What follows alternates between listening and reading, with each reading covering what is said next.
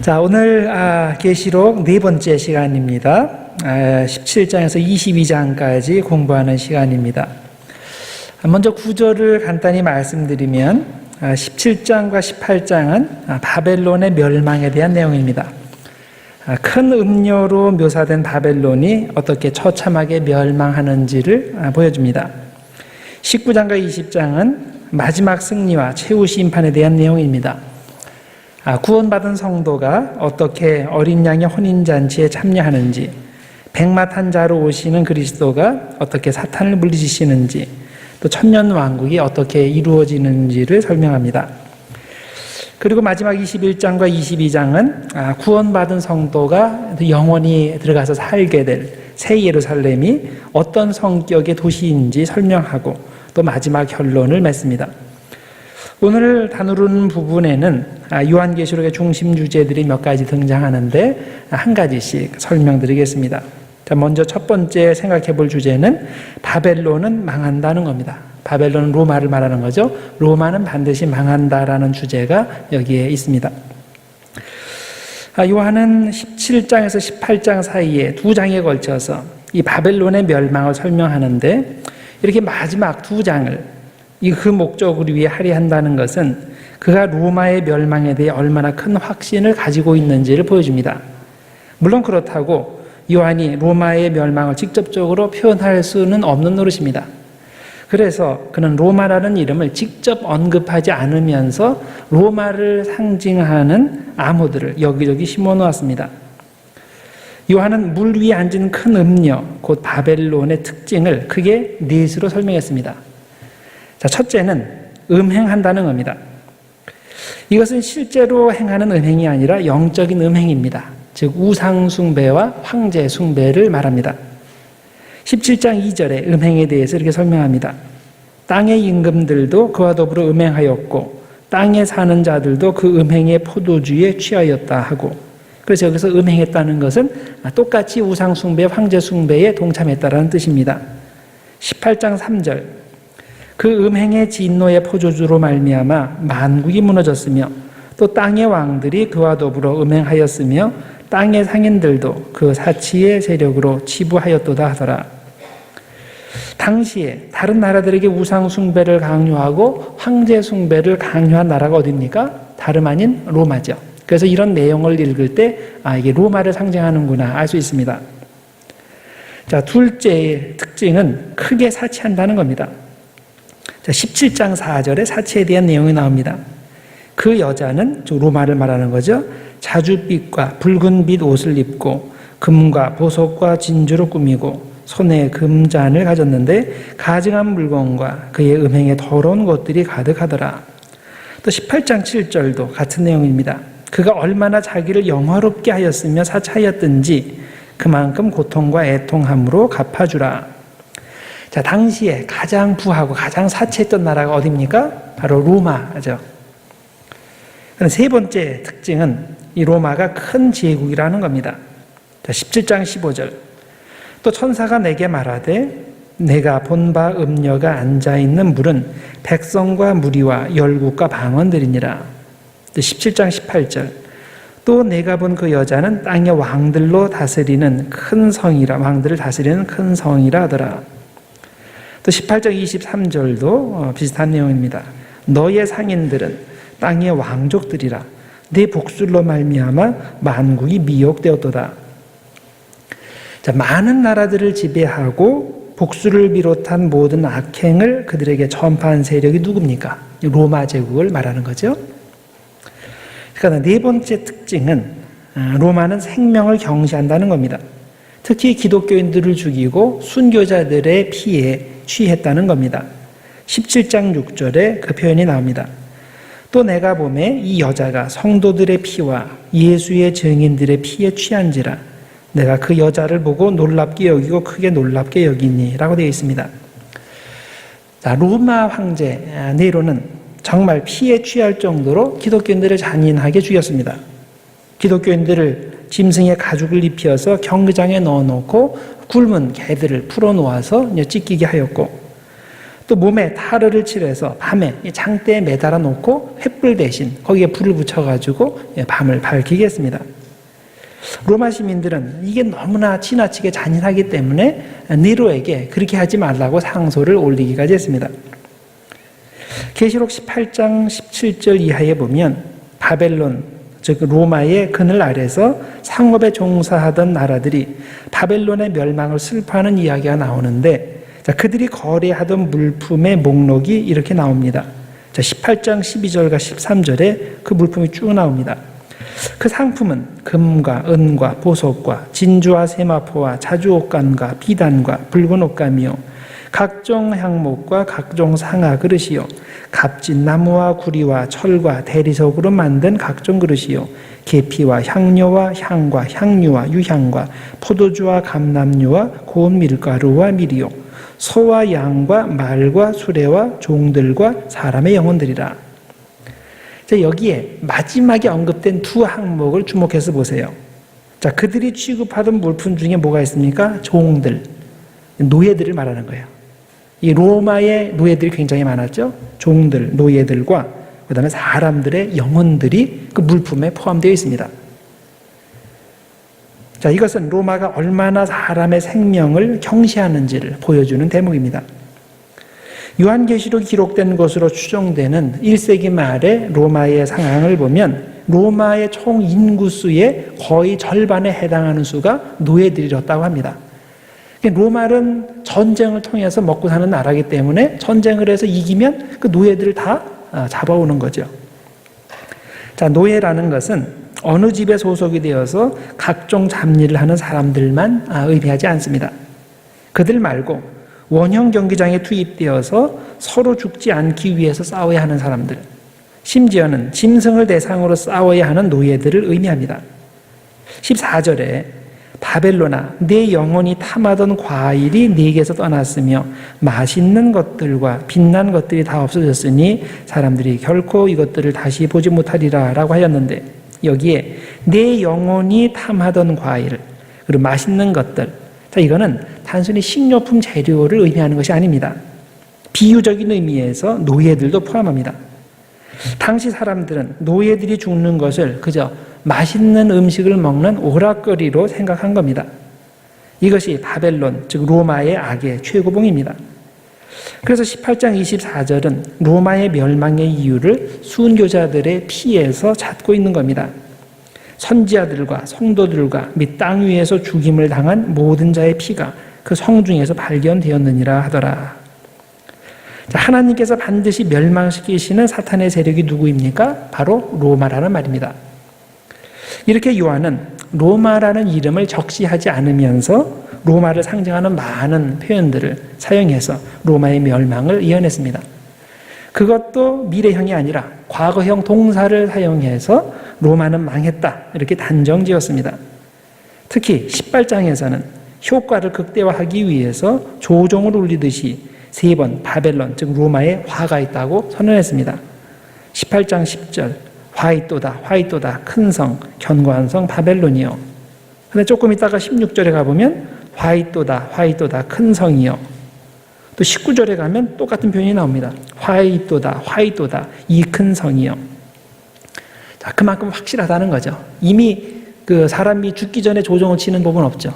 죽은 영혼을 기리기 위해서 조종을 치는데 그런 것과 마찬가지로 이렇게 화가 있다고 중간중간 3번에 걸쳐서 확실하게 이야기를 합니다.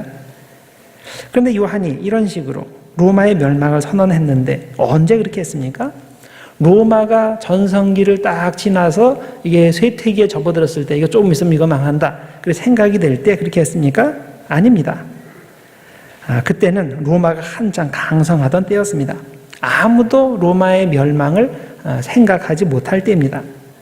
요한은 믿음의 눈으로 볼 때 이미 로마에 하나님의 심판이 시작되었고 로마가 완전히 멸망하는 것은 시간 문제일 뿐이라고 생각한 겁니다.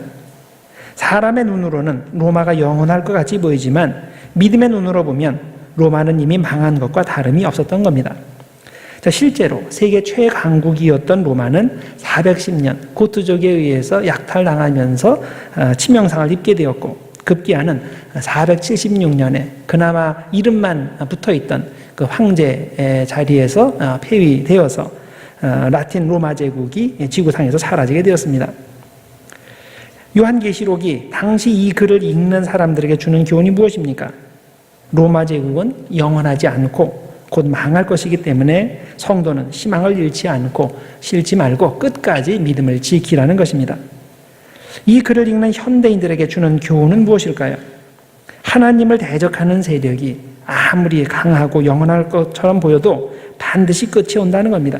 결국에는 바벨론은 망하고 그리스도가 승리한다는 겁니다. 그러니 성도는 실망하지 말고 포기하지 말고 끝까지 믿음을 지키라는 겁니다. 동시에 누구든지 자신의 힘을 절대화하면 바벨론이 되는 것이고 그렇게 바벨론이 되면 그리스도의 심판을 반드시 받게 된다는 것도 깨달아야 합니다. 바벨론이 되는 존재는 그것이 개인이든 직장이든 사회든 교회든 상관없이 반드시 하나님의 심판을 받습니다. 권세가 영원할 것 같이 생각될 때는 이미 멸망이 시작된 것이고 그 멸망의 실체는 예상하지 못한 때에 급속히 들이닥친다는 것을 명심해야 됩니다. 자, 이것이 바벨론은 멸망한다는 그런 메시지가 담긴 그 현대적 의미가 됩니다. 그다음에 두 번째 주제로 말씀드릴 것은 사탄의 멸망과 천년 왕국입니다. 19장 17절에서 20장 3절까지는 마지막 싸움에서 사탄의 삼위일체가 완전히 정복되는 이야기를 전하고 있습니다. 자, 이쯤 되면 사람들이 어떻게 사탄이 패배하는지 이 마지막 전쟁이니까 마지막 전쟁의 세부 묘사를 기대할 겁니다. 그런데 요한은 이 전쟁을 자세하게 설명하지 않습니다. 왜 그렇습니까? 자세히 설명할 게 없기 때문입니다. 왜 자세히 설명할 게 없습니까? 요한이 의미하는 전쟁은 이 땅의 그 물리적 전쟁이 아니라 영적 전쟁, 즉 하늘의 전쟁이기 때문입니다. 그래서 마지막 전쟁치고는 대단히 간단한 결말만 이야기해주고 끝납니다. 자, 9장 19절에서 21절 사이에 보면 이 전쟁의 내용이 이게 다입니다. 또 내가 보매 그 짐승과 땅의 임금들과 그들의 군대들이 모여 그 말 탄 자와 그의 군대와 더불어 전쟁을 일으키다가 짐승이 잡히고 그 앞에서 표적을 행하던 거짓 선지자도 함께 잡혔으니 이는 짐승의 표를 받고 그의 우상에게 경배하던 자들을 표적으로 미혹하던 자라. 이 둘이 산채로 유황불 붙는 못에 던져지고 그 나머지는 말 탄 자의 입으로부터 나오는 검의 죽음에 모든 새가 그들의 살로 배불리더라. 자, 여기에 세 종류의 존재가 심판받죠. 첫째는 짐승, 로마를 상징합니다. 둘째는 다른 짐승, 곧 거짓 선지자, 소아시아 지도층입니다. 자, 이 둘은 영원히 꺼지지 않는 유황불 붙는 못에 던져지게 됩니다. 그리고 셋째는 그들을 따르는 군대입니다. 이들은 말 탄 자, 어린 양의 입으로부터 나오는 검, 즉 하나님의 말씀으로 죽습니다. 하나님의 말씀이 군대를 죽이는 무기라는 말은 이 전쟁이 물리적으로 일어나는 전쟁이 아니라 영적인 전쟁이라는 뜻입니다. 우리는 계시록에 나오는 전쟁을 실제로 일어나는 전쟁으로 이해하면 안 됩니다. 악한 영에 대항하는 영적 전쟁으로 이해해야 됩니다. 20장 1절부터는 짐승과 거짓 선지자 뒤에 있는 진짜 대적인 용에 대한 이야기가 나옵니다. 용이라기도 하고 뱀, 마귀, 사탄 그렇게 불려지죠. 자, 이 용이 잡혀서 무저갱에 던져지고 그 안에서 1000년 동안 갇혀 있는 이야기가 나옵니다. 자, 이 용은 아직 짐승과 거짓 선지자와 같이 유황불 붙는 못에는 던져지지 않습니다. 무저갱에 갇히기만 합니다. 그 이유는 이야기의 전개상 1000년 후에 다시 풀려나야 하기 때문입니다. 자, 20장 1절에서 3절 사이에 그 내용이 나옵니다. 또 내가 보매 천사가 무저갱의 열쇠와 큰 쇠사슬을 그의 손에 가지고 하늘로부터 내려와서 용을 잡으니 곧 옛 뱀이요 마귀요 사탄이라. 잡아서 1000년 동안 결박하여 무저갱에 던져 넣어 잠그고 그 위에 임봉하여 1000년이 차도록 다시는 만국을 미혹하지 못하게 하였는데 그 후에는 반드시 잠깐 놓이리라. 3절 마지막 부분에 보면 용이 1000년이 지난 후에 잠깐 놓인다고 하는데 본문에는 그 이유가 나와 있지 않습니다. 자, 7절에서 10절 사이에 보면 1000년 후에 용이 다시 풀려나서 다시 한번 하나님을 대항해서 큰 전쟁을 일으키는데 자, 이번에는 잡혀서 이미 두 짐승이 고통당하고 있는 유황불 못에 던져지게 됩니다. 20장 10절. 또 그들을 미혹하는 마귀가 불과 유황못에 던져지니 거기는 그 짐승과 거짓 선지자도 있어 세세토록 밤낮 괴로움을 받으리라. 자, 이로써 사탄의 모든 세력, 사탄의 삼위일체가 모두 제압된 겁니다. 여기서 우리에게 질문 하나가 생깁니다. 천년 왕국이 있기 전에 전쟁이 하나 있고 그 후에 또 천년 왕국이 있은 후에 전쟁이 또 하나 있고 그 다음에 완전한 천국이 시작된다는 말일까요? 그렇지 않습니다. 자, 계시록에 나타나는 전쟁은 실제 전쟁이 아니라 영적 전쟁이고 또 다양하게 설명된 심판 이야기들은 시간적 순서로 배열된 것이 아니라 같은 심판을 다른 이미지를 통해서 반복하는 것입니다. 자, 그렇다. 이 최후의 전쟁 이야기도 하나로 이해하는 것이 맞습니다. 비록 시간적으로 다른 전쟁을 이야기하지만 전하고자 하는 중심 메시지는 같다고 보아야 됩니다. 무슨 메시지입니까? 사탄의 세력은 모두 그리스도의 심판을 받아 멸망한다는 겁니다. 비록 1000년 동안 갇혀 있다가 사탄이 다시 살아나도 그의 운명은 이미 결정나 있는 겁니다. 그러면 성도는 사탄이 일으키는 영적 전쟁에 대해서 어떤 마음가짐으로 임해야 될까요? 성도는 그리스도의 최후 승리를 믿어야 하고 동시에 사탄이 완전히 죽었다고 생각될 때도 다시 일어나서 나를 유혹할 수 있다는 걸 생각하고 항상 깨어서 기도하는 신앙의 태도가 필요합니다. 우리는 주님 오시는 날까지 안심하거나 나태하지 말고 끝까지 사탄을 경계해야 됩니다. 그다음에 천년 왕국에 대해서 설명을 드리겠습니다. 용이 무저갱이에 감금되어서 1000년 동안 그곳에 있을 때 구원받은 성도들은 그리스도와 더불어 왕노로 타게 됩니다. 자, 20장 4절에서 6절 사이에 그 내용이 나옵니다. 또 내가 보좌들을 보니 거기에 앉은 자들이 있어 심판하는 권세를 받았더라. 또 내가 보니 예수를 증언함과 하나님의 말씀 때문에 목배임을 당한 자들의 영혼들과 또 짐승과 그의 우상에게 경배하지 아니하고 그들의 이마와 손에 그의 표를 받지 아니한 자들이 살아서 그리스도와 더불어 1000년 동안 왕노릇 한다라고 되어 있습니다. 자, 많은 사람들이 이 1000년 왕국과 관련해서 계시록이 없는 내용들, 즉 휴거나 예수님 재림 이전에 있을 대환란이나 예루살렘 성전의 재건 같은 이야기들을 삽입해서 갖가지 소설들을 만들어냈습니다. 자, 그런데 그런 이야기는 계시록에 나오지 않습니다. 자, 우리가 보통 휴거라 그러면 사람들이 예수님께서 공중으로 재림하실 때 이렇게 공중에 들려 올라가서 공중에서 이제 만나는 거, 그걸 이제 휴거라고 랩처라고 이야기하는데 그 내용은 계시록에 안 나와요. 또 그 예수님께서 재림하시기 전에 대환란이 있을 것도 그 내용도 계시록에 안 나와요. 또 그런 일들이 있기 전에 예루살렘의 성전이 다시 재건된다. 이런 내용도 계시록에 안 나와요. 그런데 마치 그런 이야기들을 다 짬뽕해서 계시록에 이런 이야기들이 있는 것처럼 연결해서 스토리를 만드는데 그게 아니라는 겁니다. 물론 제가 이렇게 말씀드린다고 해서 그런 일이 절대 일어나지 않을 것이라고 말씀드리는 것이 아닙니다. 그런 이야기들이 계시록에는 나오지 않으니까 계시록의 내용에 그것을 삽입시켜서 마지막 날에 일어날 일들의 시간표를 제시하지 말라는 말입니다. 계시록은 그런 시간표를 제시하는 데에는 관심이 없습니다. 계시록은 박해당하는 성도들에게 믿음을 지키라고 격려하기 위해 묵시문학적 기법을 사용해서 메시지를 전했을 뿐입니다. 따라서 우리는 그런 기대를 가지고 계시록을 읽을 필요가 있습니다. 역사적으로 천년 왕국에 대해서 3가지 이론이 있었습니다. 예수님의 재림이 1000년 이전에 오냐, 1000년 이후에 오냐, 아니면 아예 그런 거 없냐. 자, 이것에 따라서 다른 이론이 확립이 되었습니다.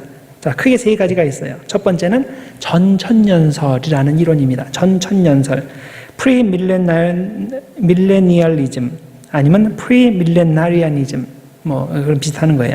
자, 밀레니엄, 그러면 1000년이란 뜻이니까. 자, 전천년설은 뭐냐면 예수님께서 천년왕국 전에 오신다는 거예요. 그래서 항상 예수님의 재림을 기준으로 생각을 해서 예수님의 재림이 천년왕국 전에 온다. 그러면 전천년설이에요. 자, 그래서 이 이론에 의하면 재림이 오고 천년왕국이 오고 그 다음에 최후 심판이 오고, 이런 순서로 되어 있습니다. 현재의 삶은 예수님 재림 이전의 시기이므로 천년에는 포함되지 않습니다. 자, 대다수의 기독교인들이 이 이론을 지지하는 것으로 보입니다. 이 이론은 아무리 교회가 세상에 복음을 열심히 전해도 세상은 절대로 개선되지 않고 점점 악으로 치달을 수밖에 없다는 비관론을 가집니다. 이게 점점 악해지다가 그 다음에 예수님의 재림이 오고 그 다음에 천년이 시작된다, 이런 생각입니다. 자, 그 다음에 후천년설이 있습니다. 포스트 밀레니얼리즘. 자, 예수님께서 천년왕국 이후에 오신다. 그래서 후천년설이에요. 예수님의 재림이 천년왕국 이후에 이루어진다. 그래서 이 이론에 의하면 천년왕국이 있고 그 다음에 재림이 있고 그 다음에 최후 심판이 있습니다. 이 순서로 되어 있습니다. 자, 이미 주님은 교회를 통해서 하나님의 나라를 시작하셨는데 역사의 어느 시점이 되면 사탄의 권세가 완전히 정복되는 시기가 시작되고 그 시기가 천년 동안 지속되고 그 후에 예수님 재림이 오고 그 다음에 세상이 끝난다, 이겁니다. 이 이론은 인간의 역사를 긍정적으로 봅니다. 어쨌든 현재의 삶은 천년 왕국에 포함될 가능성이 많기 때문입니다. 자, 우리가 현재 살고 있는 때가 천년 왕국에 포함될 수도 있고 아니면 예수님이 오시기 전에 언젠가 나중에 천년왕국이 시작될 수도 있어요. 왜냐하면 이 천년왕국을 계산할 때가 예수님 재림을 기준으로 해서 뒤로 거꾸로 천년을 계산해야 되니까 우리가 이쪽에 있을 수도 있고 이쪽에 있을 수도 있고 이제 그렇게 되는 거죠. 자, 그 다음에 무천년설이라는 것이 있어요. 에이밀레니얼리즘. A가 붙으면 상관없다는 거예요. 천년과 상관없는 이론. 무천년설. 자, 천년은 상징적 숫자에 불과하다는 겁니다. 정말 천년 왕국이 있는 게 아니라는 말이에요. 자, 요한계시록에 나오는 숫자들은 모두 상징적이기 때문에 이 천년도 상징적으로 해석해야 한다는 겁니다. 자, 그러면 천년이 무엇을 상징합니까? 자, 이 무천년 선자들은 예수님의 초림과 재림 사이의 기간을 천년이라고 이해합니다. 물리적으로 천년이 아니고 상징적으로 완전한 숫자니까 초림과 재림 사이가 천년이라는 거예요. 그러면 현재 우리가 그 중간에 살고 있죠. 그래서 우리는 천년 왕국의 한 시점을 지금 살고 있는 것이 됩니다. 자, 이 세 가지 이론 중에 어느 것이 맞는 이론일까요? 모릅니다. 그런 이유로 지금까지 그 세 가지 이론이 주장이 된 거고 한 이론 내에도 여러 가지 변형들이 생겨나는 겁니다. 자, 현재로서는 요한이 위의 세 가지 중 어느 것을 의미했는지는 불확실합니다. 그러나 확실한 것은 우리가 어떤 이론을 선택하든 그리스도가 다시 오신다는 겁니다. 그리고 그분이 다시 오실 때는 모든 악이 정복되고 순교자들이 보상받고 하나님의 영원한 나라가 확립된다는 것입니다. 자, 이것을 확실히 믿는다면 우리가 어떤 이론을 지지하든 상관이 없습니다. 여러분들이 알고 계셔야 될 것이 이 계시록이라는 것이 시간표를 제시하는 게 아니니까 이 천년 왕국이 정확히 언제냐에 신경 쓰실 필요가 없다는 거예요. 왜 사람들이 뭐 전천년설, 뭐 후천년설 이 얘기를 하냐면 시간표를 만들어야 되는데 이게 정확해야 이게 시간표가 나오기 때문에 그런 거예요. 그런데 그 시간표에 대한 그런 강박관념이 없어지면 이 천년 왕국에 대한 그런 것도 여러분들이 문제를 해결하실 수 있을 겁니다. 자, 그 다음에 첫째 부활과 둘째 부활, 첫째 사망과 둘째 사망이라는 용어에 대해서 설명을 드리겠습니다. 여러분들 계시록을 읽을 때 첫째 부활과 둘째 사망이라는 표현을 접하게 됩니다. 자, 그것이 각각 무슨 뜻일까요? 또 이런 질문도 생길 겁니다. 둘째 사망이 있으면 첫째 사망도 있을 것이 아닌가? 그러면 또 그 첫째 부활 얘기가 있으니까 그럼 첫째 부활이 있으면 둘째 부활도 있지 않겠는가? 자, 이런 생각을 할 수 있습니다. 계시록 20장에 설명된 천년 왕국과 관련하여 우리는 위에서 언급된 것 중에서 두 가지 표현을 보게 됩니다. 자, 20장 4절에서 6절 사이에 첫째 부활과 둘째 사망에 대한 내용이 나와요. 그의 우상에게 경배하지 아니하고 그들의 이마와 손에 그의 표를 받지 아니한 자들이 살아서 그리스도와 더불어 천년 동안 왕노릇하니 이는 첫째 부활이라. 자, 천년 왕국에 들어가는 사람들이 첫째 부활을 거친 사람들이라고 얘기하는 거죠. 이 첫째 부활에 참여하는 자들은 복이 있고 거룩하도다. 둘째 사망이 그들을 다스리는 권세가 없고 도리어 그들이 하나님과 그리스도의 제사장이 되어 1000년 동안 그리스도와 더불어 왕노릇하리라. 자, 이게 보면 첫째 부활은 좋은 겁니다. 왜냐하면 그리스도와 더불어 1000년 동안 왕노릇하는 사람들에 해당하는 내용이기 때문입니다. 반면에 둘째 사망은 나쁜 겁니다. 왜냐하면 구원받은 사람들에게는 이게 해당되지 않기 때문입니다. 계시록을 조사해 보면 둘째 사망을 설명하는 구절들이 세 군데 나옵니다. 처음에 나오는 것이 2장 11절이에요. 귀 있는 자는 성령이 교회들에게 하시는 말씀을 들을지어다. 이기는 자는 둘째 사망의 해를 받지 아니하리라. 자, 이기는 자, 즉 구원받는 사람은 둘째 사망의 해를 받지 않겠다라고 말하죠. 그다음 20장 14절. 사망과 음부도 불못에 던져지니 이것은 둘째 사망, 곧 불못이라. 자, 둘째 사망이 불못이다. 불못은 구원받지 못한 사람들이 들어가는 것이니까 이 둘째 사망은 그 사람들에게만 해당되는 내용이겠죠. 21장 8절. 그러나 두려워하는 자들과 믿지 않은 자들과 흉악한 자들과 살인자들과 음행하는 자들과 점술가들과 우상 숭배자들과 거짓말하는 모든 자들은 불과 유황으로 타는 못에 던져지리니 이것이 둘째 사망이라. 자, 그래서 위의 내용을 종합을 하면 둘째 사망은 구원받지 못한 사람들이 불과 유황으로 타는 못에 던져지는 영혼, 그런 영혼의 사망인 것을 알 수 있습니다.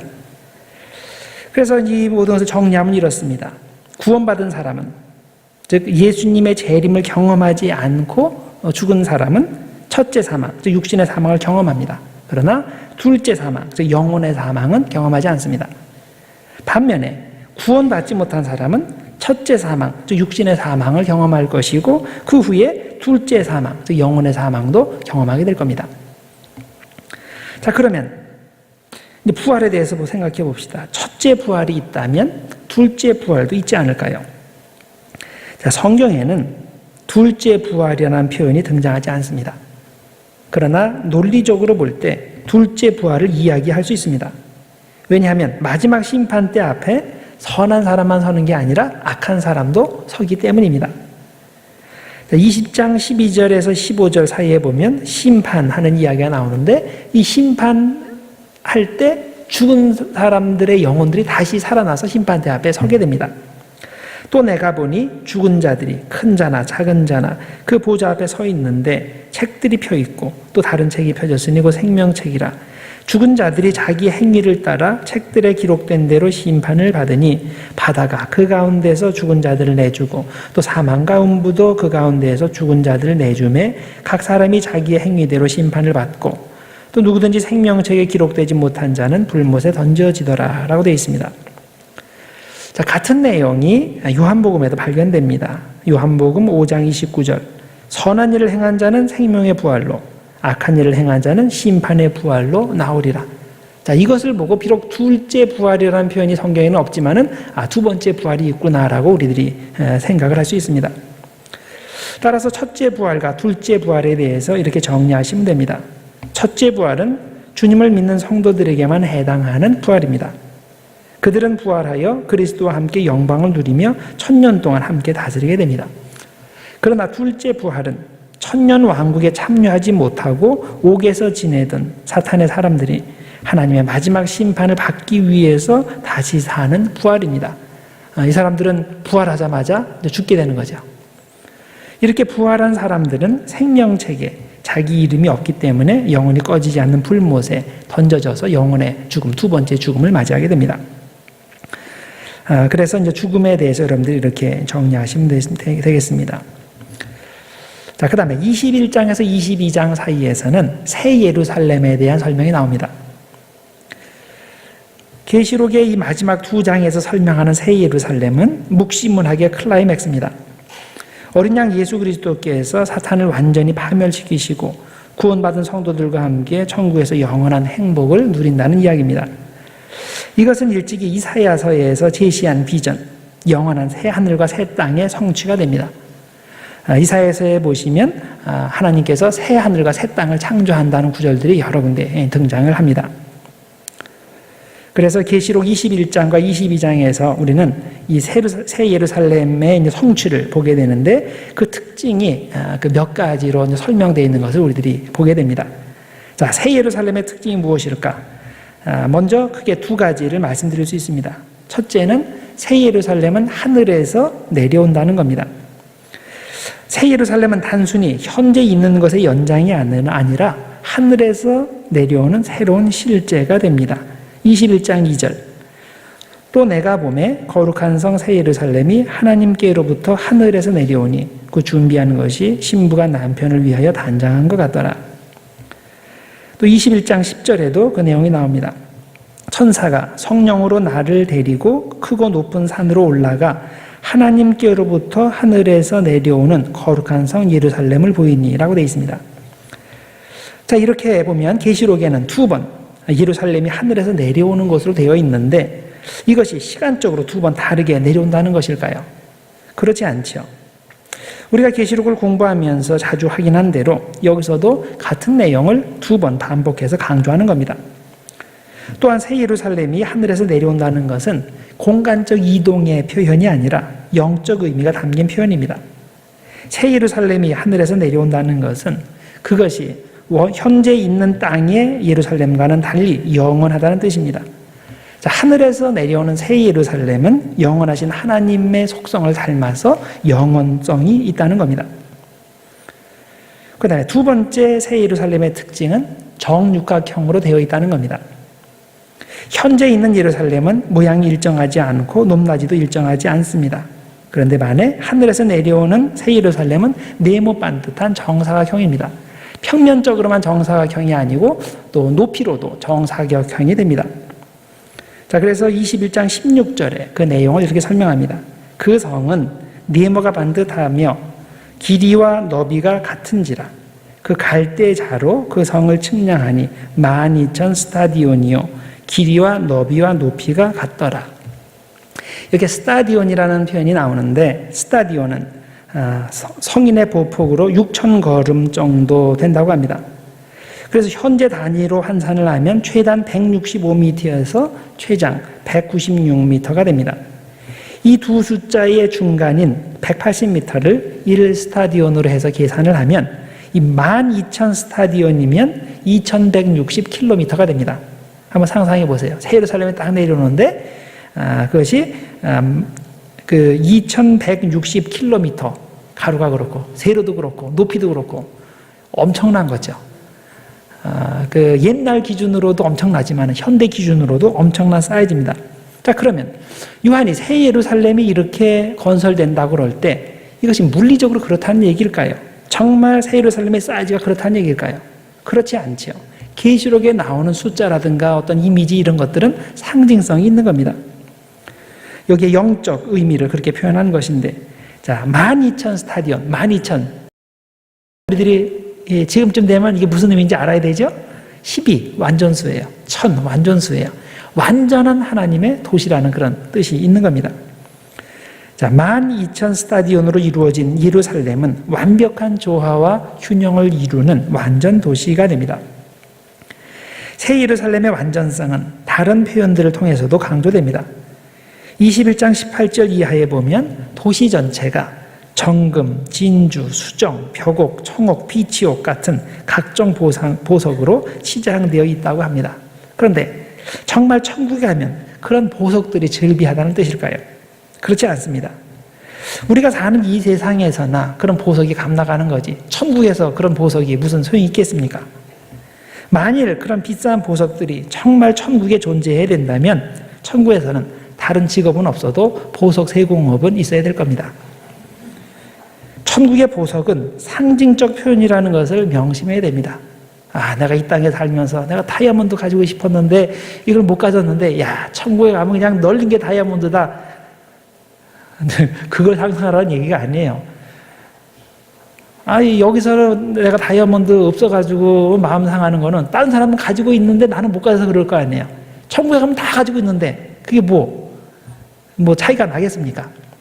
그러니까 천국에서 그런 보석들이 즐비하다는 것은 상징적인 표현이 되는 겁니다. 아무 것에도 부족함 느끼지 않는 완전한 기쁨이다. 근데 그것을 모든 것이 다 보석으로 되어 있다. 그런 식으로 표현을 하는 겁니다. 또한 21장 21절에 보면 도로에 대해서 설명하는데 이것도 역시 천국의 완전성을 설명하는 표현입니다. 그 12문은 12진주니 각 문마다 한 개의 진주로 되어 있고 성의 길은 맑은 유리 같은 정금이더라. 자, 도로가 유리 같은 정금으로 되어 있다는 뜻은 더 이상 발에 흙을 묻힐 필요가 없다는 뜻입니다. 당시 예루살렘의 도로는 대개 흙으로 되어 있습니다. 비가 오면 질퍽해지고 그리고 건조기가 되면 비가 안 오면 먼지가 풀풀 나는 도로입니다. 자, 그런데 새 예루살렘에 가면 그런 것들 걱정할 필요가 없다는 겁니다. 왜냐하면 새 예루살렘은 완벽한 성이기 때문입니다. 하늘에서 내려오는 새 예루살렘의 영원성과 완전성은 땅 위의 도시와는 달리 새 예루살렘 성에는 무엇이 없는가의 설명으로 연결이 됩니다. 새 예루살렘에는 없는 것들이 있어요. 그리고 이 없는 것들은 곧 그 성의 완전성과 거룩성으로 연결이 됩니다. 자, 새 예루살렘에는 뭐가 없을까요? 첫 번째, 바다가 없습니다. 21장 1절. 또 내가 새 하늘과 새 땅을 보니 처음 하늘과 처음 땅이 없어졌고 바다도 다시 있지 않더라. 자, 바다는 상징성이 있어요. 하나님의 뜻을 거역하고 불순종하는 세력을 상징합니다. 바다는 한시도 가만히 있지 않고 계속 요동치고 더 나아가서 파괴적인 풍랑을 만들어내는 저항 세력입니다. 그래서 성경에 여러 군데도 있지만은 이사야서 57장 20절에 보면 이렇게 바다에 대해 설명합니다. 악인은 평온함을 얻지 못하고 그 물이 진흙과 더러운 것을 늘 솟구쳐내는 요동하는 바다와 같으니라. 자, 바다는 저항 세력이기 때문에 그곳에서는 좋은 것이 나올 수가 없습니다. 자, 그래서 초대교회 당시 가장 큰 저항 세력이 로마 제국이기 때문에 요한이 이 로마 제국이 나타나는 것을 어떻게 설명을 했습니까? 바다에서 올라오는 짐승으로 표현을 했었죠. 자, 그것이 이제 13장 1절에 나오는 내용이었습니다. 자, 그래서 새 하늘과 새 땅에는 바다가 없다는 말은 천국에서는 더 이상 하나님을 대적하고 불순종하는 세력이 존재하지 않는다는 뜻입니다. 두 번째, 새 예루살렘에 없는 것은 애통과 눈물이 없습니다. 21장 4절. 모든 눈물을 그 눈에서 닦아주시니 다시는 사망이 없고 애통하는 것이나 곡하는 것이나 아픈 것이 다시 있지 아니하리니 처음 것들이 다 지나갔음이로라. 천국에서는 인간의 죄와 연약함으로 인해 발생하는 비극들이 더 이상 존재하지 않습니다. 눈물도 없고 사망도 없고 애통도 없고 오직 기쁨과 만족만 있습니다. 그 이유가 뭡니까? 바로 앞절 3절에 그 이유가 나옵니다. 애통과 눈물이 없는 이유는 하나님께서 함께 거하시기 때문입니다. 하나님이 아예 천막을 치시고 성도와 함께 생활하시기 때문입니다. 자, 21장 3절에 그 내용이 나옵니다. 내가 들으니 보좌에서 큰 음성이 나서 이르되 보라 하나님의 장막이 사람들과 함께 있음에 하나님이 그들과 함께 계시리니 그들은 하나님의 백성이 되고 하나님은 친히 그들과 함께 계셔서라고 되어 있습니다. 하나님이 오늘부터 여러분의 집에서 함께 사신다고 한번 생각해 봅시다. 자, 하나님께서 오늘부터 우리 집에 와서 사신다 그래요. 어떨 것 같습니까? 스트레스 받아서 못 살 것 같습니까? 아니면 하나님께서 같이 사시니 얼마나 행복한 가정이 될까? 이걸 생각하실 겁니까? 제가 추측하건대 많은 분들이 스트레스 받아서 못 산다는 말을 할 겁니다. 왜냐하면 하나님께서 들어와서 사시게 되면 감춰야 할 것들이 감춰지지 않기 때문입니다. 아무도 몰라야 되는데 하나님이 아신다고 생각하면 이게 너무나 큰 스트레스가 되기 때문입니다. 제가 이걸 허튼 소리를 하는 게 아니에요. 제가 이렇게 말씀드릴 수 있는 근거가 있습니다. 개종에 보면 목사가 자기 비밀을 아는 것이 부담이 되고 싫어서 교회를 떠나는 분들이 있습니다.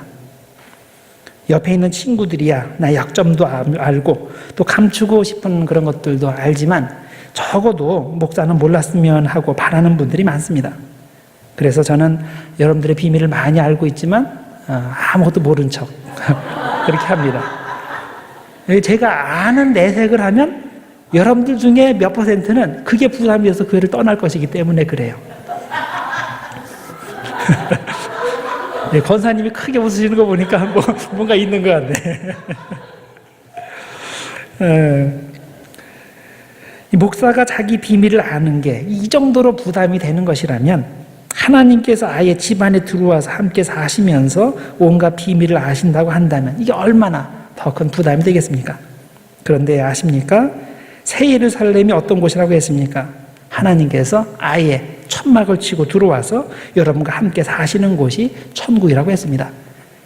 그러니까 하나님이 그런 식으로 와 계시는 것에 마음이 부담이 되시는 분은 천국에 안 가도 돼요. 천국에 가면 할 수 없이 그렇게 돼야 되는데 여러분들이 이곳에서 정말 천국의 삶을 살고 싶으면 그렇게 돼야 되는 거예요. 자, 그들이 하나님을 거부하지 않고 온전히 순종했기 때문에 천국에 들어간 거고, 그랬기 때문에 하나님께서 그렇게 옆에 사시는 겁니다. 하나님께 감출 것이 하나도 없었다는 뜻이죠. 이렇게 하나님께 모든 곳을 오픈하는 사람에게는 하나님께서 동행하시는 은혜를 허락하시고, 그렇게 되면 그는 더 이상 눈물도 없고 애통도 없는 상태가 되는 겁니다. 여러분, 우리도 이곳에서부터 천국의 삶을 시작할 수 있습니다. 하나님이 우리와 함께 거하시도록 나의 모든 것을 오픈하면 내 삶도 천국이 됩니다. 이걸 오픈하지 못한다는 것은 천국이 아니라는 뜻이죠. 하나님과 동행한다는 것은 내가 교회 올 때만 동행한다는 뜻이 아닙니다. 나의 가장 일상적인 삶의 부분에서까지 주님과 동행한다는 뜻입니다. 주님께서 빛을 비추시도록 나의 모든 생각과 말과 행동을 오픈하고 내가 있는 모든 장소에서 주님과 함께 생활하는 겁니다. 자, 그럴 때 내 삶이 천국이 됩니다. 그래서 세 번째로 천국에 없는 것이 있습니다. 그것은 성전입니다. 천국에는 성전이 없습니다. 21장 22절입니다. 성 안에서 내가 성전을 보지 못하였으니 이는 주 하나님 곧 전능하신 이와 및 어린 양이 그 성전이심이라. 새 예루살렘에 성전이 없는 이유는 하나님 아버지와 어린 양이 성전이 되시기 때문입니다. 즉 성부와 성자의 영이 모든 것에 거하시고 모든 것을 지배하시기 때문에 모든 것이 다 성전이 되기 때문입니다. 이렇게 새 예루살렘의 한 건물이 성전이 되는 것이 아니라 모든 곳이 성전이 된다는 말은 그 도시가 정육각형으로 되어 있다는 상징성으로 연결이 됩니다. 새 예루살렘이 정육각형으로 되어 있다는 것은 완전성을 의미한다고 제가 이미 말씀을 드렸습니다. 그런데 이와 동시에 정육각형은 거룩성을 의미하기도 합니다. 왜냐하면 정육각형은 지성소의 형태이기 때문입니다. 열왕기상 6장 19절에서 20절에 보면 솔로몬 성전에 대해서 이렇게 설명을 합니다. 여호와의 언약궤를 두기 위하여 성전 안에 내소를 마련하였는데, 이 내소는 지성소를 말하는 거예요. 그 내소의 안은 길이가 20규빗이요 너비가 20규빗이요 높이가 20규빗이라 정금으로 입혔고 백향목 제단에도 입혔더라. 솔로몬 성전의 지성소는 정육각형으로 되어 있는데 이것은 모세의 회막을 모델로 해서 지어졌기 때문에 모세의 회막의 지성소도 역시 정육각형으로 되어 있다고 봐야 됩니다. 정육각형은 하나님의 거룩이 성도들의 삶의 모든 부분을 지배하고 있다는 그 상징적 의미가 됩니다. 스가랴서 14장에 보면 여호와의 날, 마지막 그날에 이루어질 일을 설명하면서 그때 사람들의 거룩의 상태가 어느 정도에 이르게 될 것인지를 이렇게 표현했습니다.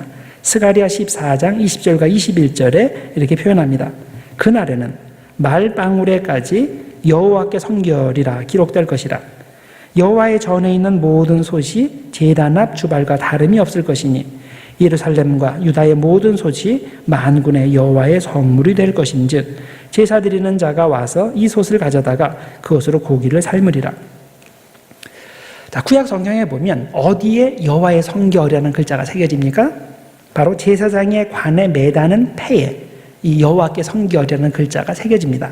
자, 그렇다면 제사장의 패에 여호와께 성결이라는 글자가 새겨지고 세속의 중심이라고 할 수 있는 말방울에도 똑같이 여호와께 성결이라는 글자가 새겨진다면 이스라엘에 존재하는 모든 것에 여호와께 성결이라는 글자가 새겨져 있다는 말이 아니겠습니까?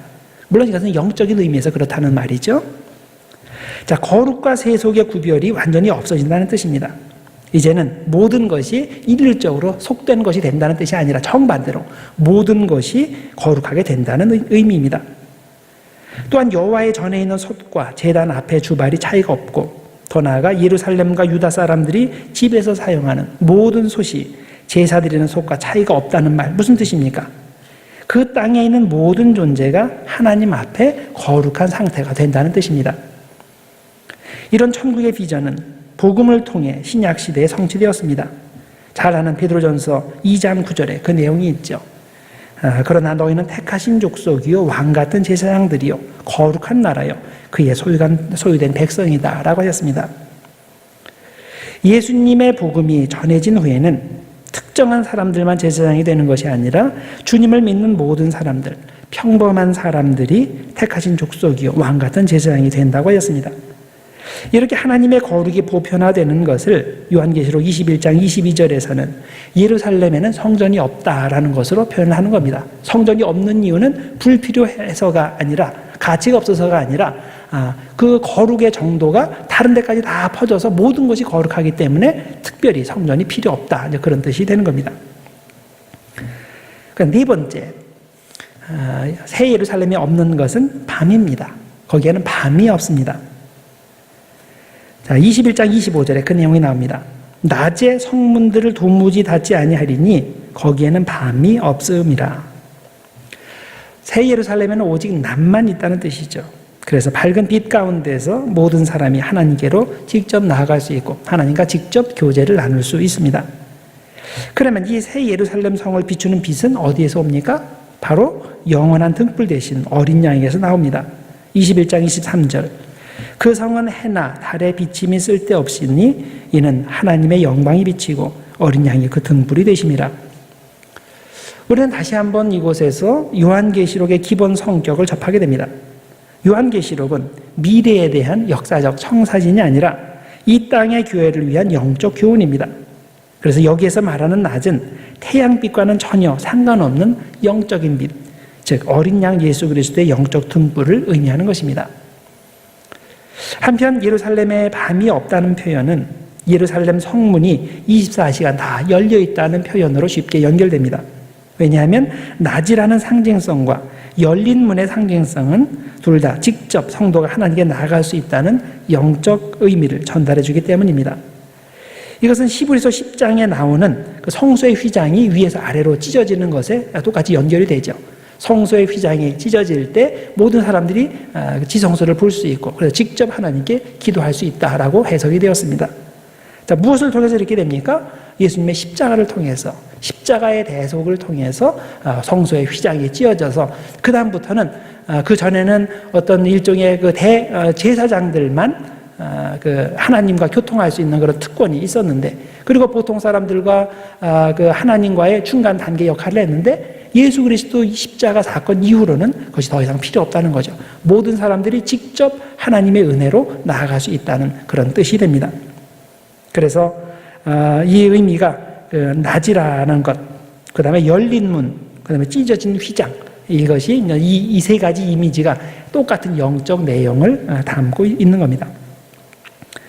자, 그 다음에 다섯 번째로 새 예루살렘에 없는 게 또 있습니다. 저주가 없습니다.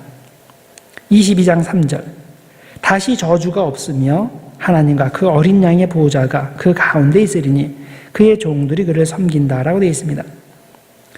새 예루살렘에 저주가 없다는 말은 창세기의 방향을 반대로 되돌리는 내용입니다. 아담과 하와가 선악과를 따먹고 나서 에덴 동산에서 쫓겨났을 때 두 가지 저주를 받았죠. 첫째는 그들이 땀을 흘려야 먹을 수 있는 그런 저주를 받았습니다. 그래서 창세기 3장 17절에 이런 내용이 나옵니다. 땅은 너로 말미암아 저주를 받고 너는 내 평생에 수고하여야 그 소산을 먹으리라. 땅이 내게 가시덤불과 엉겅퀴를 낼 것이라. 내가 먹을 것은 밭의 채소인즉 내가 흙으로 돌아갈 때까지 얼굴에 땀을 흘려야 먹을 것을 먹는다라고 되어 있습니다. 그다음에 둘째로 그들은 생명나무로부터 배제되는 저주를 받았습니다. 더 이상 생명나무 열매를 가까이 할 수가 없습니다. 자, 3장 22절에서 24절 창세기에 그 내용이 나옵니다. 보라, 이 사람이 선악을 아는 일에 우리 중 하나같이 되었으니 그가 그의 손을 들어 생명나무 열매도 따먹고 영생할까 하노라 하시고, 이같이 하나님이 그 사람을 쫓아내시고 에덴 동산 동쪽에 그룹들과 두루 도는 불칼을 두어 생명나무의 길을 지키게 하시니라. 창세기의 아담과 하와는 선악과를 따먹고 에덴 동산에서 쫓겨나는 저주를 받았는데, 요한계시록에 구원받은 성도들은 새 예루살렘으로 되돌아가는 복을 받았습니다. 그곳에서는 더 이상 저주가 없고 영원한 행복만 있습니다.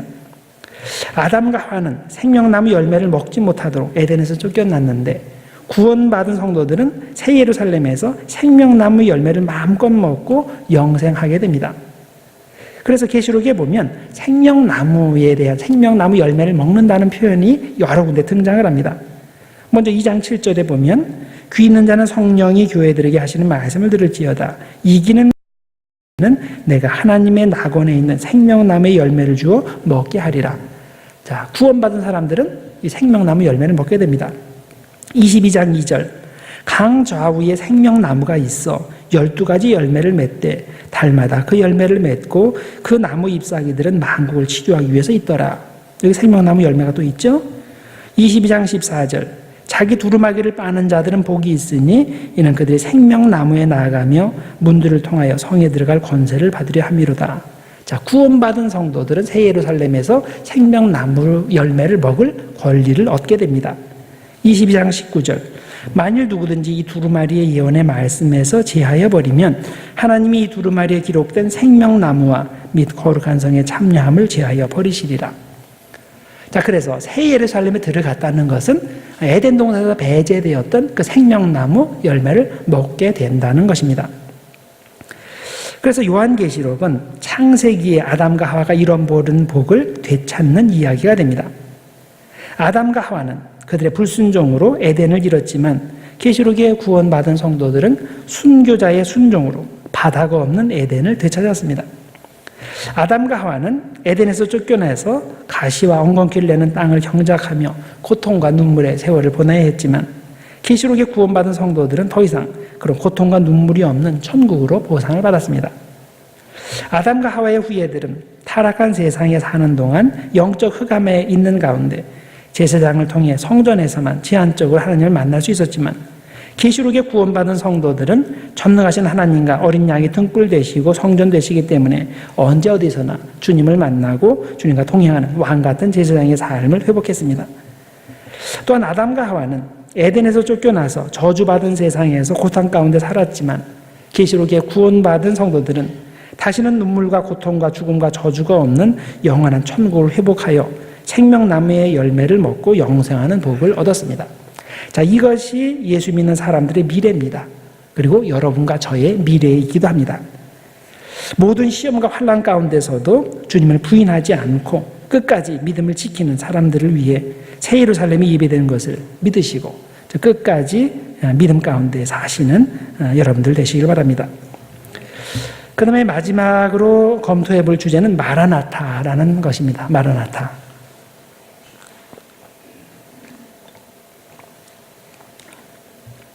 자, 초대교회에 자주 사용되는 표현 중에 하나가 이 마라나타라는 말입니다.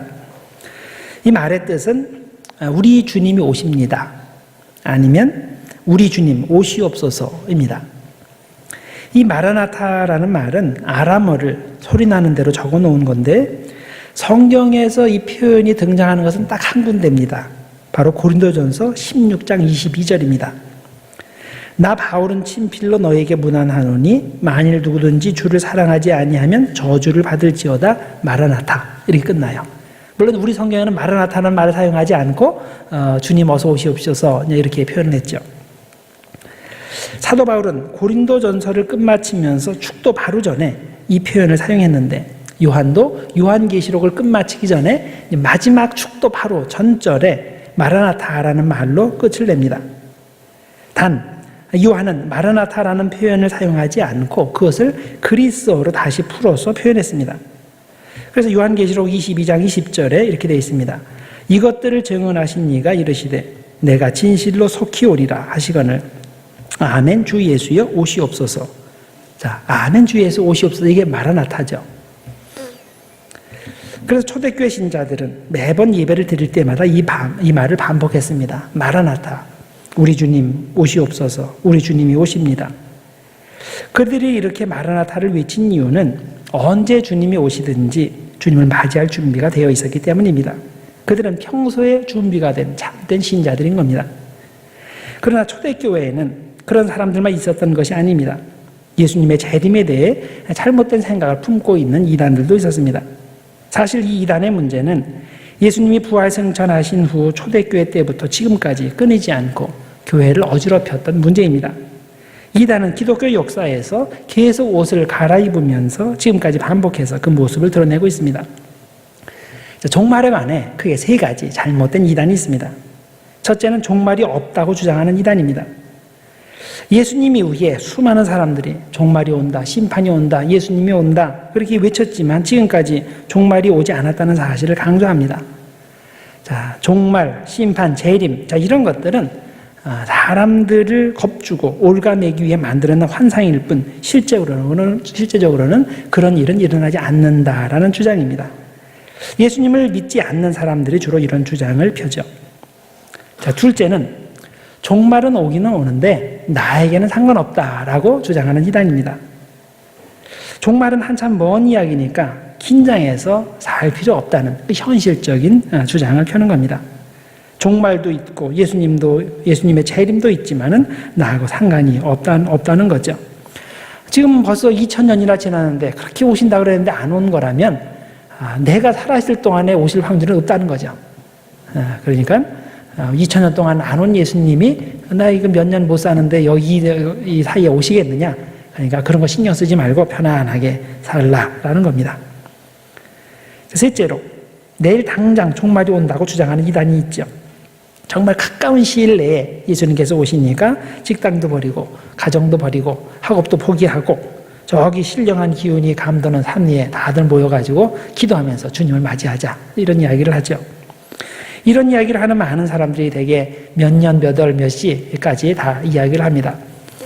근데 이제 이단들도 이제 경험이 많아서 이런 식으로 하다가 잘못되면 조금 안 될 것 같아 생각을 해서 애매하게 얘기를 합니다. 한 5년쯤 있다가 5년 이내에 예수님께서 오시니까 그동안에 우리는 열심히 준비해야 된다라고 하면서 준비하는 과정은 열심히 전도해야 되고 그리고 그러기 위해서 돈이 필요하니까 집에 있는 거 다 팔아가지고 가져와라 이렇게 얘기를 합니다. 그래서 그런 식으로 교주의 왕국을 건설하고 그리고 또 나중에 한 5년 정도 지난 다음엔 약간 계산을 잘못한 것 같아. 그래가지고 한 5년 한 번 더 연장시키고 또 한 번 5년 연장시키고 그러면 다 늙어가지고 다음에는 더 이상 못하게 이렇게 하는 거죠. 자, 뭐 이런 수법은 옛날에도 있었고 지금도 있었고 한국에도 있고 미국도 있고 계속 그렇습니다. 이런 것에 주의해야 되죠. 종말은 환상이며 거짓이라는 주장도 잘못이고 종말은 내가 사는 동안은 절대 안 온다는 그것도 잘못이고 몇 년, 몇 월, 몇 시에 종말이 온다는 시한부 종말론도 잘못된 것이라면 성경에서 가르치는 종말에 대한 올바른 태도가 무엇입니까? 그것은 언제 혹은 어디에 예수님이 오시는지에 대해서 상관하지 말고 평소에 준비된 삶을 살라는 것입니다. 누가복음 21장 34절에 보면 잘못된 종말론을 믿는 사람들에게는 그리스도의 재림이 덫과 같이 임할 것이다 라고 경고했습니다. 자, 덫과 같이 임한다. 여러분들에게 친숙한 덫이 있죠. 바로 쥐덫이죠. 쥐덫. 혹시 집에 요즘 같이 그 위생적인 집에는 쥐가 안 나오겠지만은 여러분들 옛날 한국 생각하시면 쥐 많이 나왔죠. 저도 생각을 해보면 그 쥐 잡은 적이 많이 있어요. 쥐가 아주 영리해가지고 어떤 때는 공중에 떠 있기도 해요. 그래서 이 쥐가 그래서 이제 쥐덫을 넣게 되는데 뭐 사람의 입장에서는 쥐덫을 넣는 게 당연하죠. 그런데 쥐의 입장에서 보면 이거 굉장한 거죠. 맛있는 게 있어서 딱 가서 먹으려고 그랬는데 이게 쥐덫에 잡혔어요. 그럼 얼마나 황당해 하겠습니까? 아마 그야말로 날벼락 맞은 그런 기분이겠죠.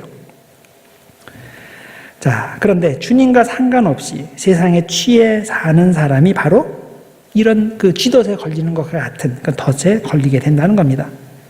그러나 평소에 주님 맞을 준비를 잘한 사람은 주님이 오실 때 두려워하거나 놀랄 필요가 없습니다.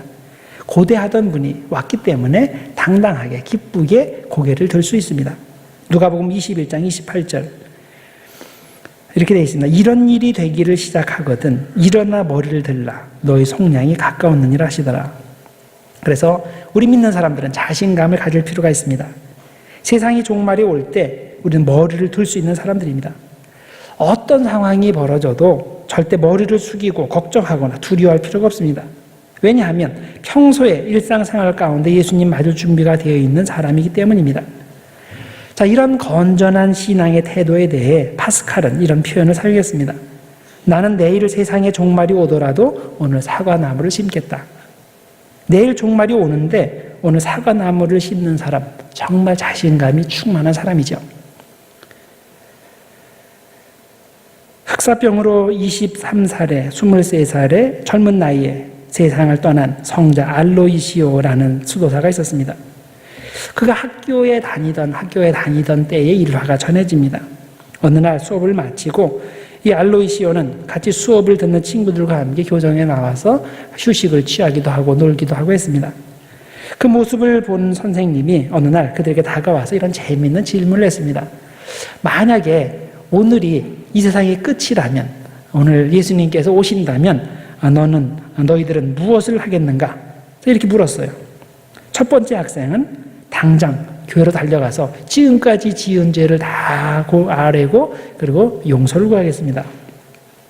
두 번째 학생은 집으로 가서 가족에게 이 사실을 알리고 함께 마지막 시간을 보내겠습니다. 이렇게 대답을 했어요. 세 번째 학생은 어제 친구와 말다툼을 벌였는데 그 친구와 가서 화해하고 그리고 함께 종말을 맞이하겠다라고 말했습니다. 알로이시오의 차례가 왔습니다. 그럼 망설임 없이 이렇게 대답을 했습니다. 지금은 휴식 시간이기 때문에 종말이 올 때까지 저는 이대로 계속 일단 놀겠습니다. 이게 얼마나 자신 있는 말입니까? 평소에 준비되어 있으니까 이렇게 얘기를 할 수가 있는 거죠. 예수님이 어느 때에 오시든지 어느 장소에 오시든지 그분을 기쁘게 맞이할 수 있는 사람입니다. 그래서 평소에 하던 일을 계속할 수 있는 겁니다. 만일 내일 아침에 예수님께서 오신다면 오늘 밤에 여러분들은 뭘 하시겠어요? 준비된 사람은 평안히 주님을 기다릴 겁니다. 해야 될 일 계속하면서 주님을 기다릴 겁니다. 자, 우리는 마라나타의 신앙을 가지고 살아야 됩니다. 오늘 예수님이 오셔도 기쁘게 맞이하고 내일 예수님이 오셔도 기쁘게 맞이하고 10년 후, 20년 후에 예수님이 오셔도 매일 주님 맞을 준비가 되어 있는 상태로 그분을 맞이하면 되는 겁니다. 예수님의 재림을 잊고서 세상에 파묻혀 살지도 말고 내일 예수님이 오신다고 오늘을 포기하지도 말고 언제 예수님이 오시든지 항상 할렐루야 기쁘게 맞이할 수 있는 마라나타의 신앙인들 모두 되시기를 주님의 이름으로 축원합니다. 기도하겠습니다. 하나님 아버지 감사합니다. 오늘로써 이제 이번 학기 트리니티 모든 과정을 끝마치게 됩니다. 하나님, 주님께서 우리 학생들 잘 열심히 공부할 수 있도록 해주시고 하나님의 말씀을 잘 배우게 하시고 또 무엇보다도 우리가 말씀 들으면서 우리 생활에 적용하게 하시니 감사합니다. 하나님, 오늘 계시록의 말씀을 마치면서 마라나타의 신앙을 생각해 보았습니다. 하나님, 언제 주님께서 오시든지 기쁘게 주님을 맞이할 수 있는 우리 모두가 될 수 있도록 해주시고 또 평소에 준비된 삶으로 말미암아 하나님을 기쁘시게 하는 우리 모두가 될 수 있도록 하나님 축복하여 주시옵소서. 하나님께서 우리의 신앙의 그 여정 가운데 함께하여 주시고 말씀을 붙잡고 살 때 하나님 주님의 영으로 함께하여 주시고 동행해 주시는 하나님의 역사가 우리의 삶 가운데 넘쳐나도록 주님 인도하여 주시옵소서. 예수님의 이름으로 기도드립니다. 아멘.